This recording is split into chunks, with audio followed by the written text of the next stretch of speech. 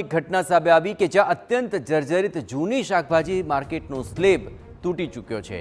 પહેલા માળનો ગેલેરીનો સ્લેબ તૂટતા ભાગદોડ મચી આ દ્રશ્યો સામે આવ્યા છે। જુઓ, વેપારી અને દુકાનદારોએ અહીં જર્જરિત માર્કેટ બાબતે આ પહેલાં પણ રજૂઆતો કરી હતી, પરંતુ હવે તે અચાનક જ ધડાકેભેર તૂટી પડ્યો છે।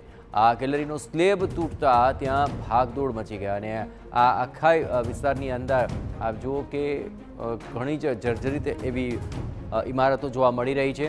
આમાં માર્કેટનો સ્લેબ પણ અચાનક જ ધરાશયી થયો અને થોડીવાર માટે તો ત્યાં નાસભાગ મચી ગઈ।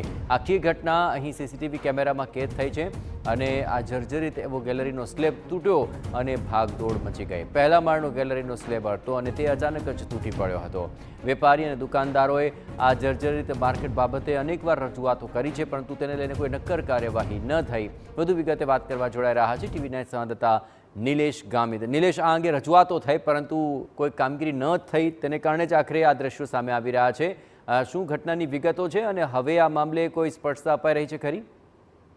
જી, જે કંઈક સમગ્ર જે કંઈક સ્લેબ પડવાની ઘટના છે સીસીટીવી કેમેરામાં કેદ થઈ છે અને ખાસ કરીને સવારના સમયે આ ઘટના ઘટી હતી, જેને લઈને આ પ્રકાર કોઈ મોટી જે કંઈક દુર્ઘટના ઘટી નથી, પરંતુ જે સ્થિતિ નિર્માણ થઈ છે એમાં ખાસ કરીને વારંવાર રજૂઆતો છતાં કોઈ પણ પ્રકારનું ધ્યાન ન આપવાના કારણે આ ગંભીર જે કંઈક ઘટના બનતી રહી ગઈ છે। હાલના તબક્કે આજે કંઈક નોટિસો વગેરે પણ અગાઉથી આપવામાં આવી હતી, પરંતુ કાર્યવાહી કરવામાં આવી નહોતી, જેના પગલે આ ઘટના ઘટી છે।